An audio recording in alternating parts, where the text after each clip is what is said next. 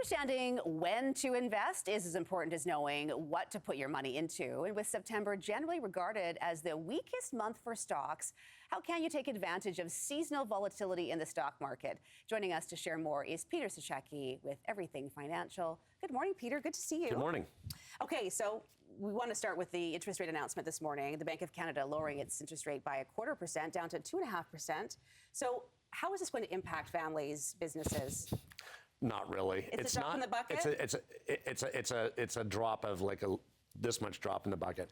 Not nearly enough, way overdue. It's not helping with the deficit. It's not going to help with the economy. If you have a floating interest rate mortgage type thing, then you're going to welcome a little bit of relief, but it's not significant enough, and that's what every economist is talking about.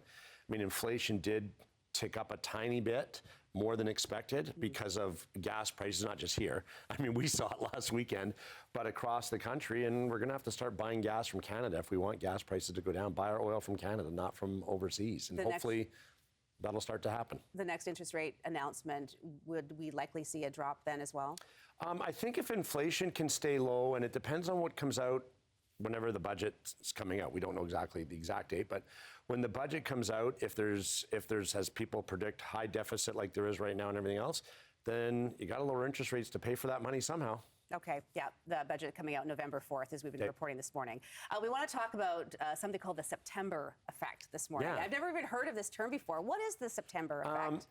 When you go back to 1927, on average, like 9 point whatever times out of 10, it's the lowest month of the year for stock prices and investing. It's the worst month of the year. Oh, interesting. That's what history shows us. That's what history shows from 1927. It's a real low. Okay, so how can we use this to our advantage then when it comes to investing? Well, a lot of people think, well, then I should try and time the market. And if I'm going to make a major investment into the market, do it in September. But timing the market doesn't work for the average investor. I think the real thing is develop a plan, but then stay the course. Dollar cost averaging. Try and invest the same amount every month to get you on a pattern, because if you're going to try and time the lowest month, then you have to try and time the highest month to sell your money. Right. Good luck with doing both of those things and getting it right. Is there another month that is like typically higher? Is there an opposite of September effect? Well, yeah, the month after the lowest month. So you get October as a high month. True. Sense. July's a high month because June is generally a low area, and there's a lot of other factors why. And then March, because the second lowest month in history is February. Okay. Now, you wouldn't think so because of that thing we don't talk about, that RSP Oh, yes, season. The RSP season. Yeah, we haven't worked. But everyone's waiting till the end of the month to invest because they're not sure what they're going to do, which makes March be artificially high because all that money that came in that didn't get invested at the very end of the month gets invested in March. Supply, demand, the markets go up. Imagine that. Okay, so for people watching this right now, they're thinking, okay, so if September is considered a low month, I mean, how do we make it work for us? Is now a good time to buy? It may be a good time to buy, but you never know till 6 months or sometimes 6 years down the road. If you're a long-term investor, don't worry about whether it's September 17th or if it's February 5th or if it's June 30th.